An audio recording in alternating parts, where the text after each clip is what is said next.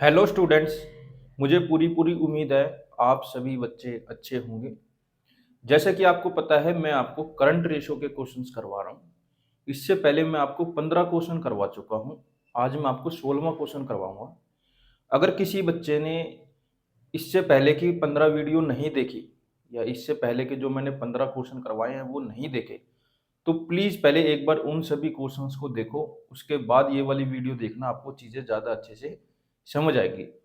आज मैं आपको जो क्वेश्चन करवाने जा रहा हूँ उसके क्वेश्चन आपको सीबीएसई बोर्ड एग्जाम में देखने को मिलेंगे। तो सबसे पहले हम क्वेश्चन को रीड कर लेते हैं। क्वेश्चन आपकी स्क्रीन के ऊपर ये, state giving reason whether the current ratio will improve और डिक्लाइन और will have no effect in each of the following transaction if current ratio is 2:1। इसमें फर्स्ट पार्ट है cash paid to trade payables. मैं आपको एक ऐसा method बताऊंगा, अगर आप उस मेथड से इस तरह के क्वेश्चन करेंगे तो आपके क्वेश्चन कभी भी गलत नहीं होंगे। तो देख लेते हैं वो मेथड क्या है। मैंने आपको वैसे शुरू में ही बता दिया था, आप कभी भी अकाउंटिंग रेशो के क्वेश्चन करें तो सबसे पहले ये देखें कि आपको गिवन क्या है। तो इस क्वेश्चन के अंदर हमें गिवन है करंट रेशो, जो कि दिया गया है 2:1। करंट रेशो का फॉर्मूला क्या होता है? करंट एसेट अपॉन में करंट लायबिलिटी, जो कि हमें दी गई है 2/1। अब इस तरह के क्वेश्चन कभी भी आपसे पूछे जाए कि बताइए करंट रेशो इंप्रूव होगी या डिक्लाइन होगी या सेम रहेगी, तो आपको क्या करना है, ऐसे केस में हमेशा करंट एसेट और करंट लायबिलिटी को लेट कर लेना अपनी मर्जी से कुछ भी। लेकिन वो जो कुछ भी लेट करो तो जब हम उसको सोल्व करेंगे तो आपका आंसर 2:1 ही आना चाहिए, इस बात का ध्यान रखना। जैसे कि इस क्वेश्चन के अंदर मैंने करंट एसेट मान ली 2 लाख, करंट लायबिलिटी मान ली 1 लाख। जब मैंने इनको फॉर्मूले के अंदर पुट करा, current ratio is equal to current asset upon में करंट लायबिलिटी, 2 लाख अपॉन में 1 लाख, इनको सोल्व करा, 5 जीरो से 5 जीरो कट गई तो आया 2/1। तो करंट रेशियो आ गई 2:1, जो कि हमें गिवन ही थी। भैया फिर आपने ये क्यों निकाली? क्रॉस चेक करने के लिए। आप भी ऐसे करना हमेशा। बहुत सारे बच्चे मेरे से अब क्वेश्चन पूछेंगे कि भैया हमें क्या सपना आएगा एकदम से कि हम 2 लाख ले लें, 1 लाख ले लें? जो आपका दिल करे वो मान लो, कोई दिक्कत वाली बात नहीं है। लेकिन ऐसी वैल्यू मानना जिसको आप सिंप्लीफाई करो तो 2:1 आ जाए। ठीक है। अब इसके अंदर हमें फर्स्ट केस पूछा गया है cash paid to trade payable. तो आपको पता होना चाहिए जब भी हम ट्रेड पेबल को पैसे देंगे तो हमारा कैश भी कम होगा और हमारे ट्रेड पेबल भी कम होंगे। यहां पर कैश का मतलब करंट एसेट से है, हमारी करंट एसेट भी कम हो जाएगी। ट्रेड पेबल का मतलब यहां पर करंट लायबिलिटी से है, वो भी हमारे कम हो जाएंगे। अब मन में सवाल ये आता है कि यहां पर तो ट्रेड पेबल दिए ही नहीं गए, तो अब हम क्या करें? तो ऐसे केस के अंदर हम क्या करते हैं, लेट कर लेते हैं कि ट्रेड पेबल कितने होंगे। Let trade payable is equal to, जो आपने यहां पर करंट एसेट मानी है और जो करंट लायबिलिटी मानी है, इनसे कम मानना है थोड़ा सा। आपकी मर्जी है कितने भी मान लो। जैसे कि मैंने मान लिया 50,000। ठीक है। मैंने यहां पर इस क्वेश्चन के अंदर यह मान लिया कि उन्होंने जो ट्रेड पेबल को कैश दिया है वो 50,000 रुपए का दिया है। ठीक है। तो देखो, करंट रेशियो का फॉर्मूला होता है करंट एसेट अपॉन में करंट लायबिलिटी। हमें करंट एसेट कितनी गिवन थी? 2 लाख। करंट लायबिलिटी कितनी गिवन थी? 1 लाख। तो हमने क्या करा, 50,000 रुपए की पेमेंट कर दी ट्रेड पेबल को। तो कैश में से भी 50,000 कम हो गए और क्रेडिटर में से भी 50,000 रुपए कम हो गए। मतलब करंट एसेट भी 50,000 कम होगी और करंट लायबिलिटी भी 50,000 कम होगी। 2 लाख में से 50,000 गए तो आया 1.5 लाख। 1 लाख में से 50,000 गए तो आया 50,000। जब मैंने इनको सोल्व करा तो 4 जीरो से 4 जीरो कट गई, ये आया 15/5। ये 5 के टेबल में काट दिए, 5 1 जा 5, 5 3 जा 15, ये आ गया 3/1। तो हमारी करंट रेशो आ गई 3:1। पहले हमारी रेशो थी 2:1, पेमेंट करने के बाद हमारी रेशो आ गई 3:1। इसका मतलब क्या हुआ, हमारी करंट रेशो क्या हुई है? इंप्रूव हुई है। क्या हुई है? इंप्रूव हुई है। इसी तरीके से हम बचे हुए पार्ट करेंगे। बिल्कुल सेम क्वेश्चन है, इसी का सेकंड पार्ट है बिल्स पेबल डिस्चार्ज। देख लेते हैं इसका क्या मतलब है। बिल्कुल सेम है। आपको अकाउंटिंग रेशो के अंदर इस तरह के क्वेश्चन बहुत ज्यादा देखने को मिलेंगे और पेपर में भी देखने को मिलेंगे। एक एक नंबर में एमसीक्यू में भी आ जाते हैं और वैसे भी आ जाते हैं। अब इसमें बी पार्ट है बिल्स पेबल डिस्चार्ज। जब बिल्स पेबल डिस्चार्ज होंगे इसका मतलब हमने किसी को पैसे देने हैं, तो हमारे पास से कैश भी कम होगा और हमारे बिल्स पेबल भी कम हो जाएंगे। कैश का मतलब होता है करंट एसेट, बिल्स पेबल का मतलब होता है करंट लायबिलिटी। तो हमारे करंट एसेट भी कम हो जाएंगे और हमारी करंट लायबिलिटी भी कम हो जाएगी। अब इसने लिख तो दिया बिल्स पेबल डिस्चार्ज, लेकिन इसने अमाउंट नहीं दिया कि कितना अमाउंट कम हुआ है। तो हमने लेट कर लिया, लेट बिल्स पेबल डिस्चार्ज 50,000। तो बिल्कुल सेम वही है, करंट एसेट अपन में current liability. Current asset 2 lakh है, करंट लायबिलिटी 1 लाख है। तो हमने 50,000 रुपए की क्योंकि पेमेंट करी है, तो करंट एसेट से भी 50,000 रुपए जाएंगे और करंट लायबिलिटी से भी 50,000 रुपए कम हो जाएंगे, क्योंकि हमारा कैश भी कम हुआ है और हमारी करंट लायबिलिटी भी कम हुई है। तो 2 लाख में से 50,000 जाएंगे तो 1.5 लाख, 1 लाख में से 50,000 जाएंगे तो 50,000। ऊपर आ गया 1.5 लाख, नीचे आ गया 50,000। तो 4 जीरो से 4 जीरो कट गई, ये बच गया 15/5। तो यहाँ लिख दिया 15/5। अब ये 5 के टेबल में कट गया, 5 1 जा 5, 5 3 जा 15, ये आ गया 3/1। तो हमारी नई करंट रेशो क्या आई, 3/1। पहले हमारी करंट रेशो थी 2/1। तो हमारी करंट रेशो क्या हुई है इस केस के अंदर, इंप्रूव हुई है। हमारी करंट रेशो इस केस के अंदर क्या हुई है, इंप्रूव हुई है। इसके अंदर पार्ट सी है bills receivable endorsed to creditor. तो देख लेते हैं इस केस के अंदर क्या करना है। इस केस के अंदर क्या है, bills receivable endorsed to creditor. तो आपको पता होना चाहिए जो बिल्स रिसीवेबल होती है वो हमारी करंट एसेट होती है और जो क्रेडिटर होते हैं वो हमारे करंट लायबिलिटीज होती है। तो बिल्स रिसीवेबल हमने क्या करा, अपने क्रेडिटर को अंडोर्स कर दिया। मतलब किसी ने हमको बिल्स रिसीवेबल दे रखा था, हमने क्या करा, उसको आगे ट्रांसफर कर दिया, आगे अंडोर्स कर दिया। बिल्स रिसीवेबल क्या हुए यहाँ पर, कम हो गए। बिल्स रिसीवेबल क्या होती है, हमारी करंट एसेट। क्रेडिटर भी क्या हो गए, कम हो गए। क्रेडिटर क्या होते हैं, हमारे करंट लायबिलिटी। अब इसके अंदर हमें ये तो बताया ही नहीं गया कि वो बिल्स रिसीवेबल थे कितने रुपए के। तो मैंने लेट कर लिया बिल्स रिसीवेबल हमारे 50,000 रुपए के थे। तो करंट लायबिलिटी का फॉर्मूला होता है करंट एसेट अपॉन में करंट लायबिलिटी। करंट एसेट हमने 2 लाख मान रखी है, करंट लायबिलिटी हमने 1 लाख मान रखी है। अब इसमें क्या हुआ, हमने जो हमारे पास बिल्स रिसीवेबल थे वो हमने अंडोर्स कर दिए क्रेडिटर को। तो हमारी करंट एसेट भी 50,000 से कम हो जाएगी और करंट लायबिलिटी भी 50,000 से कम हो जाएगी। कहने का मतलब है करंट एसेट भी 50,000 से कम होगी और करंट लायबिलिटी भी 50,000 से कम हो जाएगी। तो 2 लाख में से 50,000 जाएंगे तो ये बचेगा 1.5 लाख। 1 लाख में से 50,000 जाएंगे तो बचेगा 50,000। 4 जीरो से 4 जीरो कट गई, ये आ गया 15/5। ये 5 के टेबल में काट दिया, 5 1 जा 5, 5 3 जा 15, ये आ गया 3/1। तो हमारी नई करंट रेशो आ गई 3/1। पहले हमारी करंट रेशो थी 2/1, अब आई है 3/1। इसका मतलब करंट रेशो हमारी क्या हुई है, इंप्रूव हुई है। करंट रेशो क्या हुई है हमारी, इंप्रूव हुई है। इसके अंदर नेक्स्ट केस है payment of final dividend already declare. देख लेते हैं इसको कैसे करना है। Payment of final dividend already declare. जब हम किसी को पेमेंट करेंगे तो नॉर्मल सी बात है कैश कम होगा और हमारे क्रेडिटर कम होंगे। अब यहां पर मैं आपको थोड़ा सा एक्सप्लेन करना चाहूंगा। फाइनल डिविडेंड, डिविडेंड हमेशा बेटा शेयर होल्डर को दिया जाता है। डिविडेंड हमेशा शेयर होल्डर को दिया जाता है और शेयर होल्डर हमारे कहीं ना कहीं क्रेडिटर ही होते हैं, क्योंकि हमें उनको पैसे देने हैं। क्योंकि शेयर होल्डर को हमेशा क्या दिया जाता है, डिविडेंड। जब हम शेयर होल्डर को डिविडेंड देंगे तो कहीं ना कहीं हमारी करंट लायबिलिटी कम होगी। अब मन में सवाल ये आता है कि शेयर होल्डर को जो हम डिविडेंड देंगे वो करंट लायबिलिटी में कैसे आया। करंट लायबिलिटीज वो लायबिलिटीज होती है जिनको हमें 1 साल के अंदर अंदर पे करना होता है, और जो डिविडेंड होता है उसको हर साल दिया जाता है। अब यहाँ पर डिविडेंड में ये नहीं लिखा कि ये प्रपोज डिविडेंड है या इंटरिम डिविडेंड है।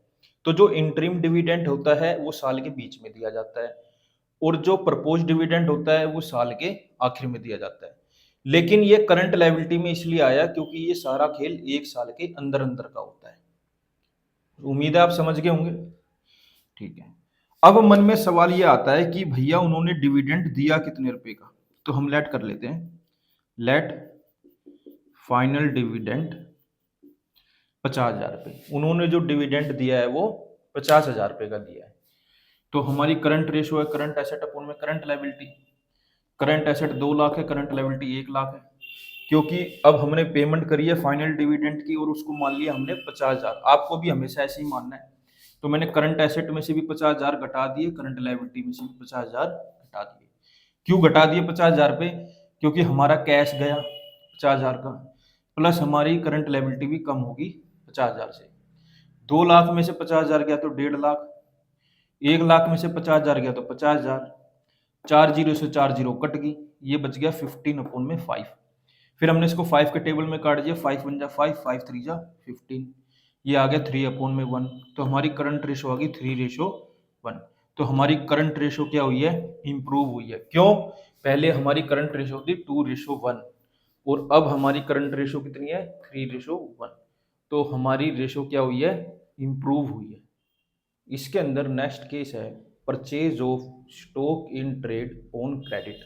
इन्होंने क्या करा है? स्टॉक को क्रेडिट पर खरीदा है। देख लेते हैं कैसे करना है। Purchase of stock in trade on credit. जब हमने क्रेडिट के ऊपर स्टॉक को खरीदा है तो नो डाउट हमारा स्टॉक बढ़ेगा, क्योंकि क्रेडिट पे खरीदा है तो हमारे क्रेडिटर भी बढ़ेंगे। स्टॉक क्या होता है? हमारा करंट एसेट। क्रेडिटर क्या होते हैं? हमारी करंट लायबिलिटी। ये दोनों क्या होंगी? बढ़ जाएंगी। करंट एसेट भी बढ़ जाएगी और करंट लायबिलिटी भी बढ़ जाएगी। अब सवाल ये है कि उन्होंने स्टॉक खरीदा कितने का है? तो हमने मान लिया उन्होंने स्टॉक 50,000 रुपए का खरीदा है। तो करंट रेशो है करंट एसेट अपॉन में current liability. Current asset 2 lakh मान रखी है हमने, करंट लायबिलिटी 1 लाख मान रखी है। अब क्या हुआ? हमारी करंट एसेट भी 50,000 से बढ़ गई और हमारे क्रेडिटर भी मतलब करंट लायबिलिटी भी 50,000 से बढ़ गई। 2 लाख में जब प्लस 50,000 करा तो ये आ गया 2.5 लाख, 1 लाख में 50,000 करा तो ये आ गया 1.5 लाख, 4 जीरो से 4 जीरो कट गई, ये आ गया 25/15। मैंने इनको 5 के टेबल में काटा, 5 3 जा 15, 5 5 जा 25, ये आया 5 अपॉन में 3। जब मैंने 5 अपॉन 3 को सोल्व करा तो ये 1.6666 आता जा रहा है। तो मैंने क्या करा? इसको लिख दिया 1.67। तो हमारी करंट रेशो आ गई 1.67:1। पहले हमारी करंट रेशो थी 2:1, अब आ गई 1.67:1। तो हमारी करंट रेशो क्या हुई है? इस केस के अंदर डिक्लाइन हुई है। क्यों? पहले हमारी थी 2:1, अब होगी 1.67:1। तो हमारी करंट रेशो इस केस के अंदर क्या हुई है? कम हुई है, डिक्लाइन हुई है।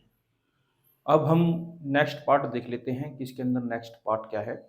नेक्स्ट पार्ट है bills receivable endorsed to creditor dishonour. जो हमने बिल्स रिसीवेबल अपने क्रेडिटर को दिया था वो डिसओनर हो गया, मतलब वो कैंसिल हो गया। देख लेते हैं। Bills receivable endorsed to creditor dishonour. जो हमने क्रेडिटर को बिल्स रिसीवेबल दिया था वो डिसओनर्ड हो गया।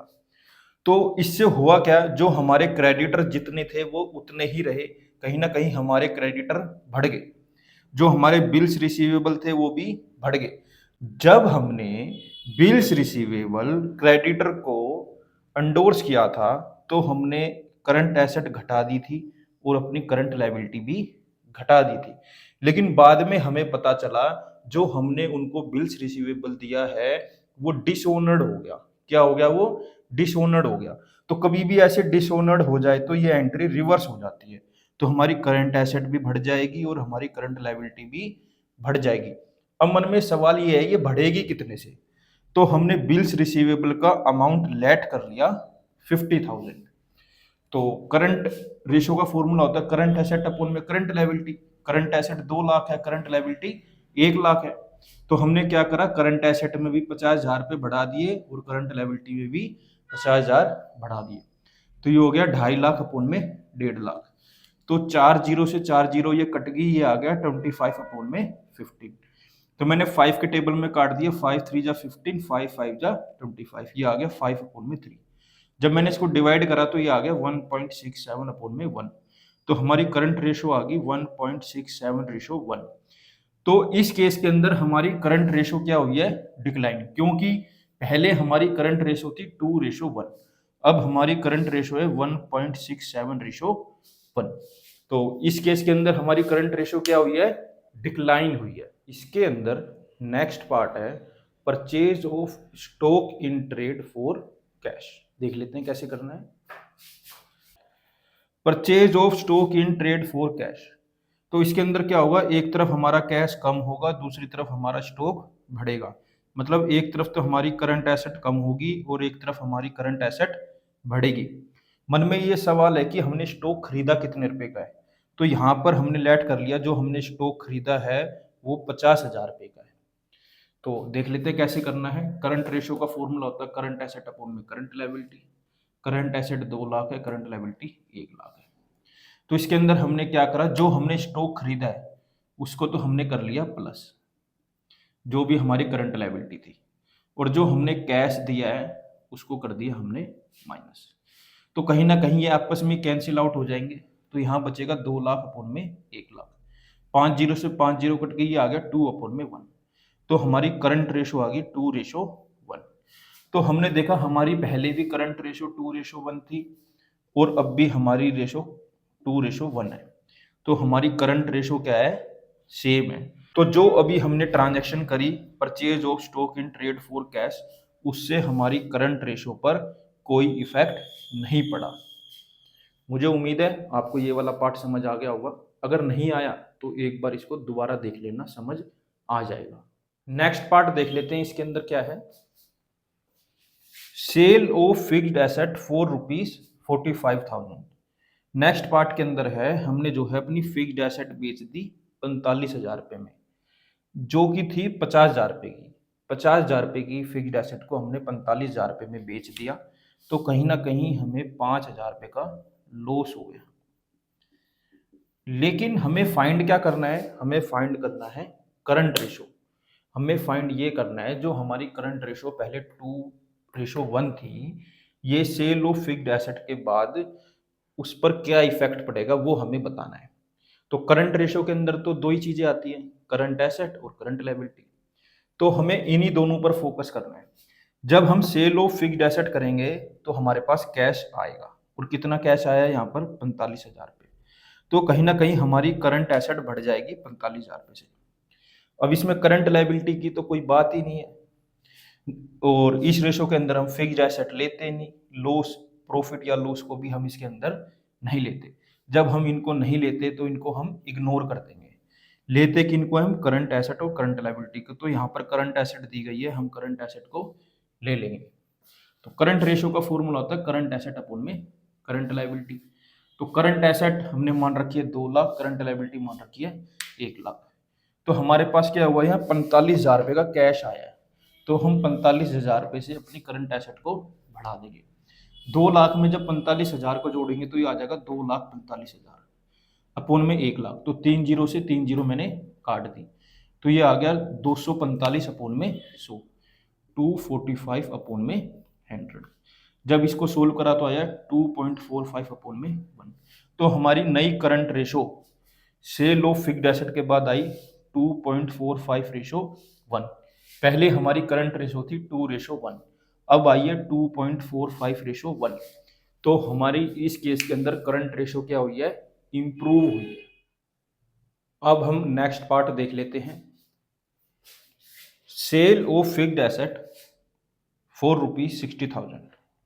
बुक वैल्यू 50,000 है, मतलब 50,000 रुपये की फिक्स्ड एसेट को हमने 60,000 रुपये में बेच दिया। तो कहीं ना कहीं इस केस के अंदर जो हमें प्रॉफिट हुआ है वो हुआ है 10,000 रुपये का। सेल कितने की हुई, 60,000 की। तो हमारे पास कैश कितना आया, 60,000 रुपये का। तो हमारे पास कैश बढ़ गया 60,000 से, तो हमारी करंट एसेट बढ़ गई 60,000 से। क्योंकि हम करंट रेशो निकाल रहे हैं, तो करंट रेशो के अंदर करंट एसेट और करंट लायबिलिटी ही लेते हैं, बाकी सब चीजों को इग्नोर करते हैं। जैसे कि इसके अंदर फिक्स्ड एसेट है जो कि 50,000 से कम होगी, उससे हमें मतलब नहीं है। इस केस में प्रॉफिट हो गया 10,000 का, उससे भी हमें मतलब नहीं है। हमें तो सिर्फ करंट एसेट और करंट लायबिलिटी से मतलब है। करंट रेशो का फॉर्मूला होता है करंट एसेट अपॉन में करंट लायबिलिटी। करंट एसेट हमने मानी है 2 लाख, करंट लायबिलिटी हमने मानी है 1 लाख। अब क्योंकि उसने सेल ऑफ फिक्स्ड एसेट करी है 60,000 की, तो हमारा कैश बढ़ गया 60,000 से, हमारी करंट एसेट बढ़ गई 60,000 से। 2 लाख में जब 60,000 रुपये जोड़े तो ये आ गया 2,60,000 अपोन में 1 लाख, ऐसे ही है। 4 जीरो से 4 जीरो काट दी, ये आ गया 26 अपोन में 10। तो ये आ गया 2.6:1। हमारी पहले करंट रेशो थी 2:1, अब होगी करंट रेशो 2.6:1। तो हमारी करंट रेशो इस केस के अंदर बेटा क्या हुई, इम्प्रूव। आप सभी बच्चों से एक छोटी सी रिक्वेस्ट यही है कि मेरी वीडियो को पूरा देखा करें, स्किप ना किया करें। मैं आगे भी आपके लिए ऐसे ही अच्छी अच्छी वीडियो लाता रहूँगा, मेरे साथ ऐसे ही जुड़े रहिए। Thank you for watching.